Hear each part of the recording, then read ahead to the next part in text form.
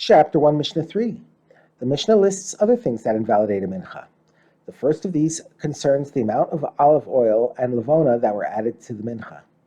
If he increased its oil or decreased its oil, i.e., he put in either more or less oil than he should have, or he decreased its levona, it is invalid. In Mishnah 1, we learned that offering a mincha for the sake of a different kind of mincha, shelo lishma, sometimes invalidates it.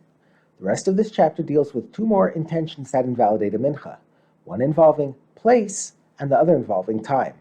The Mishnah first explains the one involving place.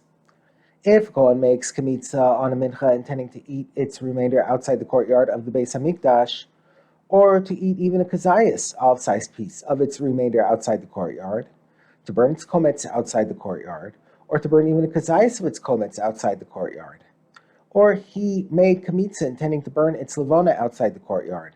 In all of these cases, the mincha is invalid, and its remainder may not be eaten even in its proper place, but there is no penalty of karas for eating it.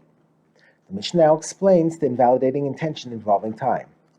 If a Kohen made kamitza on a mincha intending to eat its remainder the next day, or even a kazayas of its remainder the next day, to burn its komets the next day, or even a kazayas of its komets the next day, or to burn its levona the next day.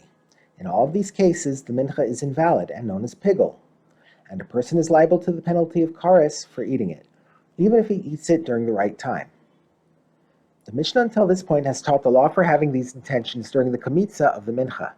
The Mishnah now extends these laws to the other three avodos of a mincha, placing the komets in a kli sheres, sanctified vessel, taking it to the mizbeach, and burning the komets on it. This is the rule for these improper intentions. If anyone makes kamitza or places the komets in a kli sheres, or brings it to the mizbeach, or burns the komets on the mizbeach, intending to eat something that is meant to be eaten, or to burn something that is meant to be burnt outside of its place or past its time, the law is as follows. If he intended to burn the komets or eat the remainder outside its place, the mincha is invalid. There is no penalty of karas for eating it. And if his intention was to eat or burn it past its time, it is pigul, and a person is liable to karas for eating it, provided that the permitter is offered as required, without any other invalidating intention, as the Mishnah will now illustrate. In what way is the permitter considered to have been offered as required? 1. If he made the kamitza in silence, without any invalidating intention, and he then placed the komets in a kli sheres, brought it to the mizbeach, and burnt it with the intention of eating the remainder past its time. 2. Or he made the kamitza with the intention of eating the remainder past its time, and he then placed the komets in a kli sheres, brought it to the mizbeach, and burnt it in silence, without any proper intentions.